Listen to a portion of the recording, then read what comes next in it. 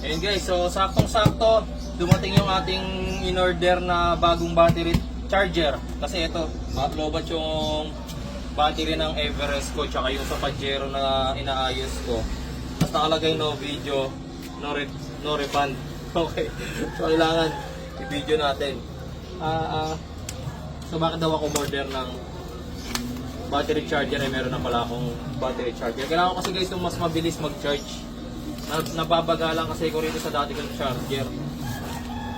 Ito kasi 30 amperes. Wait lang ha, pakita ko muna sa inyo.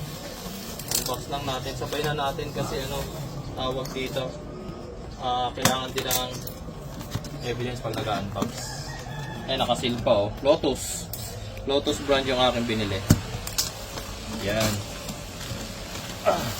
Bigat niya, fairness. Ang bigat niya. Sa itsura niya, so itong binili nating battery test charger is 30 amperes na. Okay, pwede sa 12 volts, pwede sa 24 volts. Tapos syempre mayroong safety fuse na yan. Okay. Tapos mayroong ampere reading dito. Ngayon, dito yung switch sa likod. So syempre diretso testing na natin. Sakong-sakto nag-charge ako ng battery ngayon. Ito. Buti na lang yung kanyang output pang bahay. Connect muna natin. Meron namang switch dito sa likod. Tanggalan ko lang to. So magpapalit na kasi ako ng battery charger kasi napakabagal mag-charge nito.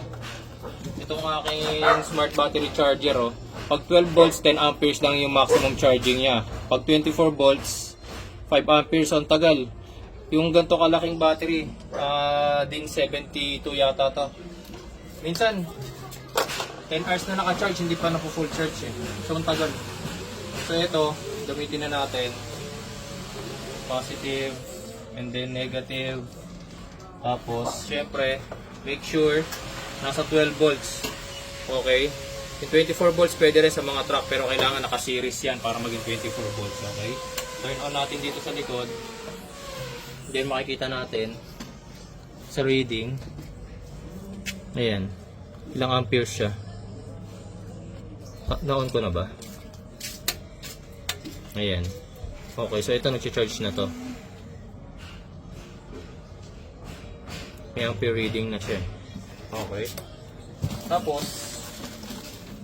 since Lotus brand ito, may warranty ito sa mga magtatanong sa akin kung saan ko nabili. Lalagay ko na lang yung product link sa video description tsaka sa pin comments.